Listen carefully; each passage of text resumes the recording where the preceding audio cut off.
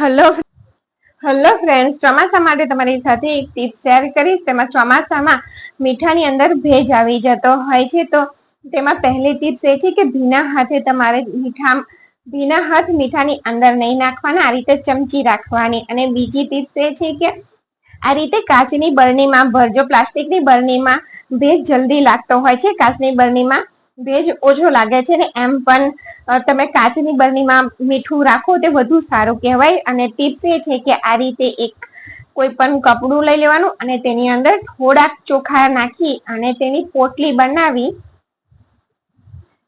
તેને મીઠાની અંદર રાખી દેવાની. જેનાથી શું થશે કે ભેજ નહીં લાગે, ચોખા એ બધો ભેજ શોષી લેશે. તમારે મોટો ડબ્બો હોય તો તમારે તે પ્રમાણે થોડી મોટી પોટલી બનાવવાની ચોખાની. તો આ રીતે ફીટ ગાંઠ લગાવી અને તેને મીઠાની અંદર રાખી દેવાનું. થોડું નીચેથી તેને જવા દેવાનું મીઠાની અંદર, જેથી ભેજ લાગે તો તે શોષાઈ જાય એટલા માટે. ત્યાર પછી બીજી આઈડિયા એ છે કે આ રીતના જો પડદા આપણે મશીનમાં ધોઈએ ને તો આ રીતે તેની રીંગો નીકળી જતી હોય છે. અને મશીનમાં કેવી રીતે ધોવા ને તેનો આઈડિયા પણ મેં આગળ શેર કરેલો છે, તો તમે તે વિડીયો પણ જરૂર જોજો. તો જો આ પડદાને રીંગો નીકળી ગઈ છે, તો આપણે આ રીંગો મૂકી રાખી હતી, તો તેને આપણે લગાવી દઈએ. જો આ એક જ રીંગ પડદામાં રહી છે, બાકી બધી નીકળી ગઈ છે.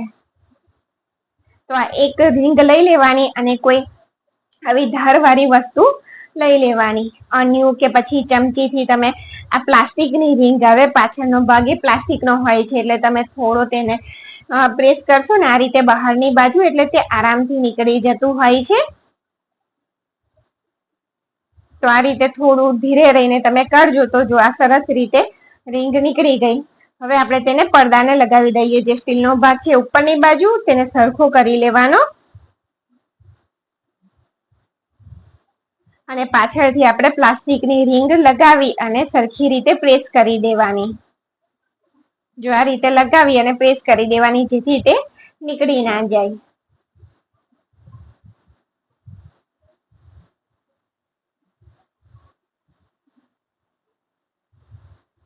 અને વિડીયો ગમે તો ચેનલને લાઈક, શેર અને સબસ્ક્રાઈબ જરૂરથી કરજો. અને તમારી પાસે જો કોઈ આઈડિયા હોય તો તે તમે મારી સાથે કમેન્ટ બોક્સમાં શેર પણ કરી શકો છો. તો અહીંયા તમે જોઈ શકો છો કે સરસ રીતે ફિટ થઈ ગઈ હતી. ત્યાર પછી અહીંયા જો આપણે લોટ બાંધવા માટેની,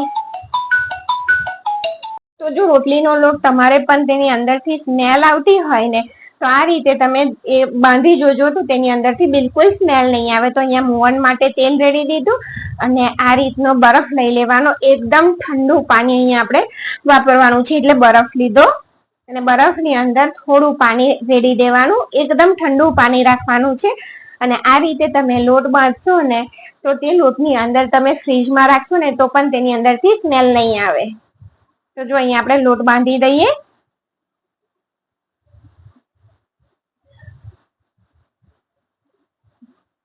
તો અહીંયા લોટ સરસ રીતે બંધાઈ તૈયાર થઈ ગયો છે. અને ફરીથી આપણે તેને થોડું તેલ રેડી અને સરખો કરી ડબ્બામાં રાખી અને ફ્રીજમાં મૂકી દેવાનો. તો તમે તેની અંદરથી બિલકુલ સ્મેલ નહીં આવે. Thank you for watching.